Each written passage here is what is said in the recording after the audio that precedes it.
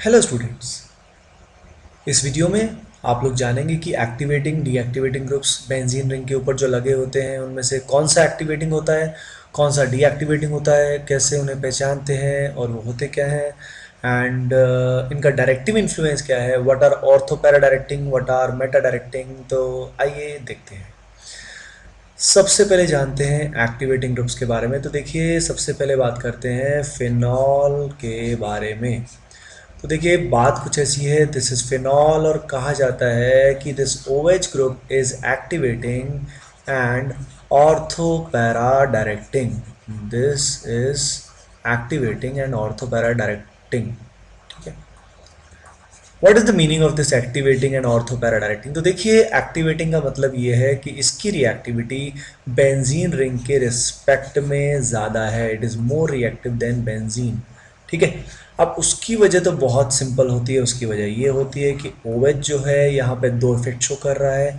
एक तो इस सिग्मा बॉन्ड की हेल्प से -I शो कर रहा है, और एक लोन पेयर की हेल्प से इलेक्ट्रॉन डोनेट कर रहा है, जिसको हम प्लस एम भी बोलते हैं। यानी ये इलेक्ट्रॉन खींच भी रहा है, डोनेट भी कर रहा है, पर प्लसम इफेक्ट ज़्यादा इंपॉर्टेंट होता है, ज़्यादा सिग्निफिकेंट होता है, डोमिनेटिंग होता है, तो इसलिए नेट रिंग में ये इलेक्ट्रॉन प्रोवाइड करता है ना। तो रिंग में इलेक्ट्रॉन डेंसिटी बढ़ने की वजह से उसकी रिएक्टिविटी इंक्रीज हो जाती है, रिएक्टिविटी इंक्रीजेस। तो वाई OH इज एक्टिवेटिंग? क्योंकि इसके इलेक्ट्रॉन डोनेशन से क्या होता है, इलेक्ट्रॉन डेंसिटी बढ़ जाती है। तो हम कह सकते हैं कि जितने भी इलेक्ट्रॉन डोनेटिंग ग्रुप्स होते हैं, all the electronic donating groups जिसमें डोमिनेटिंग फैक्टर इलेक्ट्रॉन डोनेटिंग होता है, they increase the rate of reaction, hence all of them are activating. वो सारे के सारे क्या होते हैं, एक्टिवेटिंग होते हैं। अब अगली बात जो है वो क्या है, all these electron donating groups activating groups are ortho para directing. आइए देखते हैं इसका मतलब क्या है। अब देखिए, फिनॉल जब रिएक्शन करता है किसी भी इलेक्ट्रोफाइल के साथ, यानी इलेक्ट्रॉन डेफिशिएंट एटम या ग्रुप के साथ, तो पॉसिबिलिटी तीन हो सकती है। एक पॉसिबिलिटी ये हो सकती है कि इलेक्ट्रोफाइल पैरा पोजीशन पे सब्स्टिट्यूट हो, या एक पॉसिबिलिटी है वो ऑर्थो पोजीशन पे सब्स्टिट्यूट हो, या एक पॉसिबिलिटी है वो मेटा पोजीशन पे सब्स्टिट्यूट हो, है ना। अब कहा यह गया है कि जितने भी एक्टिवेटिंग ग्रुप्स होते हैं, all the activating groups are ortho para directing. इसका मतलब ये है कि ये जो चीज़ बनने वाली है, ऑर्थो और पैरा का मिक्सचर जो है, it will be major product, और जो मेटा वाला होता है दिस इज माइनर प्रोडक्ट। इसका मतलब ये है। आइए देखते हैं ऐसा क्यों होता है। तो इसका एक्सप्लेनेशन होगा, it will be explained on the basis of sigma complex. देखिए, रिएक्शन के प्रोसेस में क्या होता है, उसके मैकेनिज्म से आपको क्लैरिटी आएगी। लेट अस से अपने पास कुछ ऐसा है, अपने पास फिनॉल है और ये अपना इलेक्ट्रोफाइल है। तो सबसे पहले लेट अस से इस पाई बॉन्ड का ब्रेक हुआ, पाई बॉन्ड ब्रेक होके इसने इलेक्ट्रोफाइल को इलेक्ट्रॉन दिया। तो पहला केस हम लेते हैं ऑर्थो वाला, जब ऑर्थो पे बॉन्ड बना। अगर ऑर्थो से ये बॉन्ड बनाएगा इलेक्ट्रोफाइल, तो यहाँ पॉजिटिव चार्ज आएगा और यहाँ OH आएगा। ऑब्वियसली एक ने बॉन्ड बनाया तो दूसरे कार्बन की वैलेंसी तो फ्री होगी, तो पॉजिटिव चार्ज आएगा। ये स्पीसी जो बनती है इसको बोलते हैं सिग्मा कॉम्प्लेक्स, है ना। तो देखिए, पॉइंट इज दैट कि सिग्मा कॉम्प्लेक्स जो है इस केस में स्टेबलाइज हो रहा है using the P pi back bonding. वो जो है ये अपना इलेक्ट्रॉन पेयर इसको देके इस पॉजिटिव चार्ज को स्टेबलाइज कर रहा है ना। स्टेबलाइज कर रहा है तो ऑटोमेटिकली ऑर्थो पे आने से नुकसान नहीं हो रहा है ना, फायदा हो रहा है। अब आइए देखते हैं पैरा वाला केस। लेटस से इस पैरा पोजीशन पे इलेक्ट्रोफाइल जुड़ता है। अगर पैरा पोजीशन पे हम इलेक्ट्रोफाइल को जोड़ेंगे तो ये वाली वैलेंसी फ्री हो जाएगी, तो यहाँ पे पॉजिटिव चार्ज आएगा, है ना। अब यहाँ पॉजिटिव चार्ज अगर आता है तो क्या होगा, तो ये पाई बॉन्ड इस पॉजिटिव चार्ज के साथ रेजोनेंस करेगा, क्योंकि पॉजिटिव चार्ज उसी पॉइंट पे तो हमेशा फिक्स नहीं रहेगा। Due to resonance positive charge इस OH के बगल में पहुंच जाएगा। ठीक है। OH के बगल में जब ये पहुंच जाएगा तो O अपना लोन पेयर डोनेट करेगा। O जब लोन पेयर अपना डोनेट करेगा तो फिर से वो इस सिग्मा कॉम्प्लेक्स को स्टेबलाइज करेगा।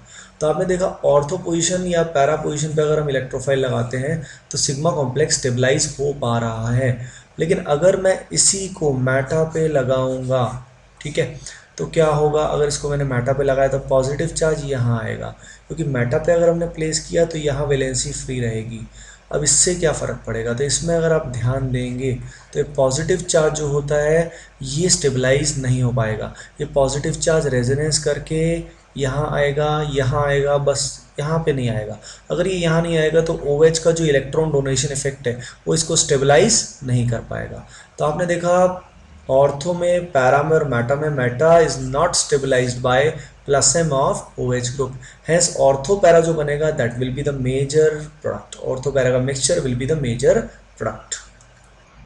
आइए देखते हैं इसका एग्जाम्पल। इसके एग्जाम्पल्स आप ध्यान दीजिए। बेंजीन पे जैसे यहाँ पे लगा हुआ OMe, यहाँ पे लगा है NH2, यहाँ लगा है मिथाइल, यहाँ लगा है OCOCH3, यहाँ लगा है NHMe। ये सारे के सारे ग्रुप्स जो हैं ये all of them are electron donating groups यानी EDG। तो ये क्या करेंगे, रिंग में इलेक्ट्रॉन डोनेट करेंगे जिससे रिंग में नेगेटिव चार्ज क्रिएट होगा और इनकी रिएक्टिविटी बढ़ेगी। All of them are ortho para directing, यानी इनकी रिएक्शन करेंगे तो आप जो इलेक्ट्रोफाइल है उसको कहाँ प्लेस करेंगे, एक बार ऑर्थो पे एक बार पैरा पे प्लेस करेंगे। ठीक है, ऑर्थो और पैरा में कभी कंफ्यूजन हो कि कौन सा मेजर आएगा, तो ऑर्थो पैरा में वैसे कंपैरिजन करते नहीं, पर पैरा प्रोडक्ट नॉर्मली मेजर आता है, ऑर्थो कभी कभी मेजर आता है ना, वो अपन स्पेसिफिक क्वेश्चंस में ही देखेंगे। आइए अब एग्जाम्पल लेते हैं डीएक्टिवेटिंग ग्रुप्स का। जैसे देखिए इस पर्टिकुलर केस में बेंजीन के ऊपर जुड़ा हुआ है C डबल बॉन्ड OCH3, तो इसकी रिएक्टिविटी जो है वो बेंजीन के कंपैरेटिवली लेस है ना। इसकी रिएक्टिविटी बेंजीन के कंपैरेटिवली लेस है, इसीलिए जो ये ग्रुप जुड़ा हुआ है हम कहेंगे ये ग्रुप क्या करता है, डीएक्टिवेट करता है। अब अगर आप ध्यान दें तो यहाँ पे रेजोनेंस किस डायरेक्शन में हो रहा है उसको नोटिस कीजिए। तो यहाँ पे पाई बॉन्ड और पाई बॉन्ड में सबसे मेन डोमिनेंट रेजोनेंस हो रहा है जिससे electron flow will take place towards more electronegative atom. इससे अगर आप ध्यान दें तो रिंग पे यहाँ पे चार्ज क्या आएगा, पॉजिटिव, और वो पूरी रिंग में घूमेगा। रिंग में पॉजिटिव चार्ज आने का मतलब क्या है, ये COCH3 इलेक्ट्रॉन विड्रॉ कर रहा है और रिंग पे पॉजिटिव चार्ज जनरेट कर रहा है। अगर रिंग पे डेफिशिएंसी, इलेक्ट्रॉन की डेफिशिएंसी होगी तो इसकी रिएक्टिविटी कम हो जाएगी, यानी रिंग क्या हो जाएगी, डीएक्टिवेट। यानी all the net electron withdrawing groups यानी EWG जो होते हैं वो क्या करते हैं, रेट ऑफ रिएक्शन को डिक्रीज करते हैं, डिक्रीज रेट ऑफ रिएक्शन। अगर वो रेट ऑफ रिएक्शन को डिक्रीज करते हैं तो all of them are deactivating. For example COCH3, for example NO2, for example cyanide, for example COOH, for example CHO and many many more. इन सबको आप ध्यान से देखेंगे तो ये सारे के सारे इलेक्ट्रॉन विड्रॉइंग है और ये रिंग में इलेक्ट्रॉन डेफिशिएंसी क्रिएट करते हैं। क्या क्रिएट करते हैं, इलेक्ट्रॉन डेफिशिएंसी। उस इलेक्ट्रॉन की डेफिशिएंसी की वजह से रिएक्टिविटी क्या होती है, लेस हो जाती है। अब अपने को देखना है कि भाई ये जो होते हैं deactivating groups they are meta directing. What is the meaning of meta directing, इसका मतलब ये होता है कि जो इलेक्ट्रोफाइल यहाँ जुड़ेंगे वो इलेक्ट्रोफाइल मेटा पोजीशन पे आना प्रेफर करेंगे रेदर देन ऑर्थो पैरा। तो एक्टिवेटिंग जो थे, जो इलेक्ट्रॉन डोनेटिंग थे, देवर देवर ऑर्थो पैरा डायरेक्टिंग, और जो ये डीएक्टिवेटिंग ग्रुप्स हैं दे आर मेटा डायरेक्टिंग, है ना। तो रिवर्स बिहेवियर कैसे होता है आइए देखते हैं with the example of acetophenone. अब देखिए इस एग्जाम्पल में हम देखेंगे क्यों COCH3 जो इलेक्ट्रॉन विड्रॉइंग ग्रुप है why this is Meta directing. देखिए पहले केस में हमने क्या किया, पाई बॉन्ड ने इलेक्ट्रॉन को दिया और ऑर्थो पोजीशन से इसको कनेक्ट कर दिया। ठीक है, ऑर्थो पोजीशन से जब ये जुड़ेगा तो यहाँ वैलेंसी क्या होगी, क्रिएट होगी, यानी यहाँ पे कौन सा चार्ज आएगा, पॉजिटिव चार्ज। अब ये जो पॉजिटिव चार्ज PC है C डबल बॉन्ड जो है ये इलेक्ट्रॉन विड्रॉ करके इसको क्या करेगा, डीस्टेबलाइज करेगा, यानी नुकसान करेगा, दैट विल बी डीस्टेबलाइज्ड, है ना। लेकिन अब देखिए अगर मैं इसी को इलेक्ट्रोफाइल को मेटा पोजीशन से जोड़ता हूँ तो यहाँ वैलेंसी फ्री होगी।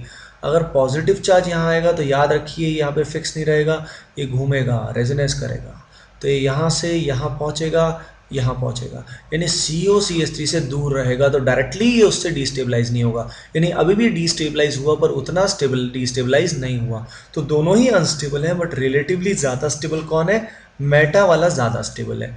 हेंस मेटा प्रोडक्ट जो होता है दैट इज मेजर, है ना। तो इस तरीके से आपको ध्यान रखना है कि कैसे हम एक्टिवेटिंग डीएक्टिवेटिंग ग्रुप्स की बात करते हैं।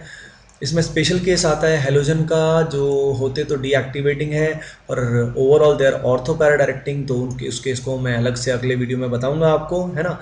तो ये पूरी सीरीज़ जो है आप इसको देखिए, है ना। इस पूरी सीरीज़ में एरोमेटिक की रिएक्शंस कराई गई हैं और आपको कोई भी वीडियो, कोई भी आपको टॉपिक समझना है जो इसमें मैंने अभी अपलोड नहीं किया तो आप उसके लिए कमेंट सेक्शन में लिख सकते हैं, मैं उसको जितना जल्दी हो सकेगा कोशिश करूँगा उसको अपलोड करने के लिए। So okay guys, thanks for watching and please like and subscribe. Thank you.